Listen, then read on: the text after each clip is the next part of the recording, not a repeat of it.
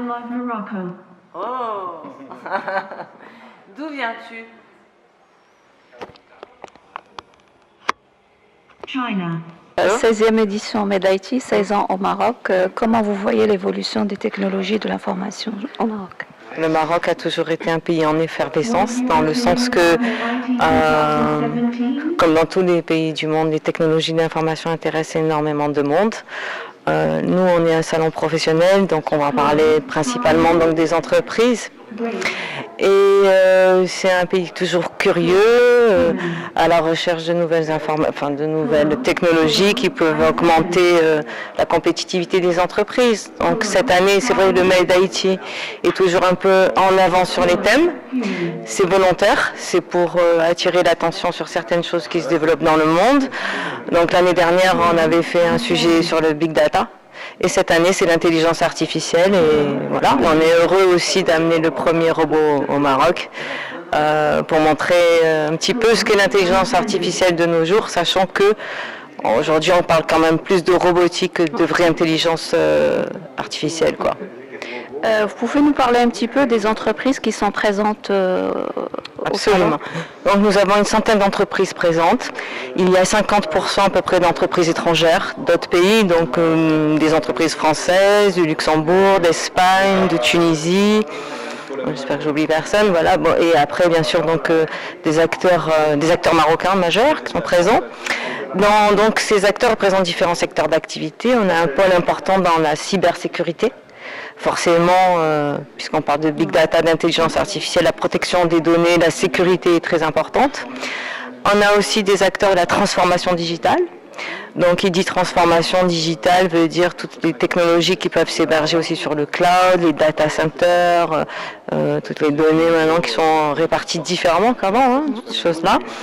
Et on a des éditeurs de solutions tels que des ERP qui améliorent la gestion des sociétés. Et aussi, on a un pôle objets connectés, sachant que comme l'intelligence artificielle, les objets connectés vont se développer, puisqu'on annonce que d'ici 2020, chaque personne aura au minimum 25 objets connectés. C'est beaucoup. Voilà. D'accord.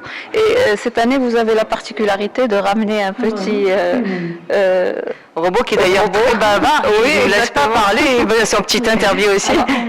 Vous pouvez justement nous présenter Sunbot? Oui, avec plaisir. Donc il a dit Hello, I'm Sunbot. Donc voilà, il s'appelle Sunbot. C'est un robot qui a été créé par une société chinoise en partenariat avec une société de Corée et américaine. Ce robot vient d'être présenté à l'IFA de Berlin il y a quelques mois. Et sa particularité, c'est qu'il se programme via le cloud. Donc le slogan de la société, c'est Robotic as a Service, c'est-à-dire qu'on va pouvoir le paramétrer en fonction de ses souhaits et lui mettre des applications via le cloud.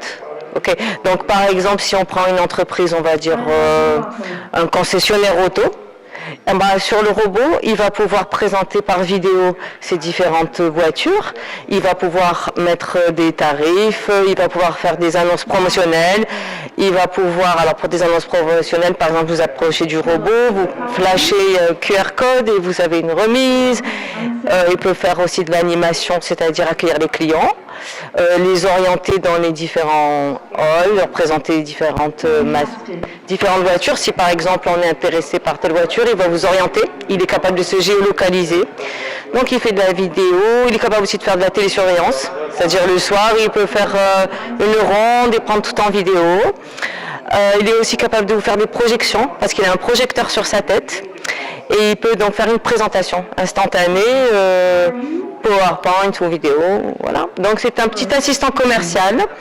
Il est en même temps garde du corps, il est en même temps gardien. Et il est en même temps secrétaire parce qu'il peut vous rappeler vos rendez-vous avec des alarmes. Il fait beaucoup de choses. Donc finalement, ce qu'on disait, l'intelligence artificielle pour demain, c'est plutôt aujourd'hui. C'est plutôt pour aujourd'hui. Sachant qu'en fait, il faut faire la différence entre la robotique et l'intelligence artificielle. Les robots peuvent être connectés à l'intelligence artificielle. C'est-à-dire aujourd'hui, vous avez des systèmes comme IBM Watson, qui sont des grands systèmes de big data. Si le robot est connecté à ce système de big data, là il va avoir accès à de l'information et ça va devenir un génie. Mais s'il n'est pas connecté à ces bases en big data, il va pouvoir faire ce que je disais tout à l'heure, un peu comme un iPad ou un téléphone, il va vous envoyer des vidéos, il peut vous faire des petites relances sur votre agenda, mais c'est des petits trucs simples. Lui, il est équipé de beaucoup de capteurs, donc c'est vrai quand on lui touche la tête, il réagit, quand on lui touche les bras, il réagit aussi. Mais à part les capteurs, à part les enceintes et tout ce qu'il peut y avoir, il faut être connecté à un système de deep learning pour avoir vraiment accès à l'intelligence artificielle.